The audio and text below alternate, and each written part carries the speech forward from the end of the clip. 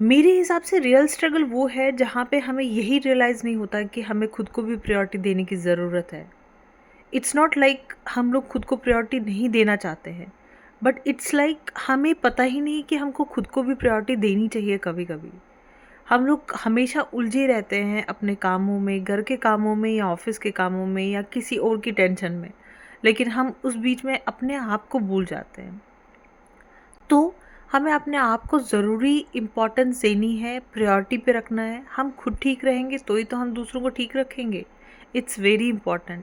लेकिन हम ना घर के कामों में इतना उलझ जाते हैं या ऑफिस के कामों में इतना उलझ जाते हैं या बच्चों को प्रायोरिटी देने के चक्कर में, बाकी फैमिली मेम्बर्स को प्रायोरिटी देने के चक्कर में हम हमेशा उलझे ही रहते हैं कि हमें खुद को टाइम भी देना है, ये भी हमें याद नहीं रहता। तो क्या होता है, जब हम छोटे होते हैं तो अपने माँ बाप के हिसाब से चलते हैं, थोड़े बड़े हुए शादी हुई तो पति के हिसाब से, फिर थोड़े बड़े हुए और बच्चे हो गए तो फिर बच्चों के हिसाब से, और पूरी ज़िंदगी वैसे ही चलती रहती है। और खुद को प्रायोरिटी देना, खुद का वो मी टाइम हम स्किप कर जाते हैं हमेशा।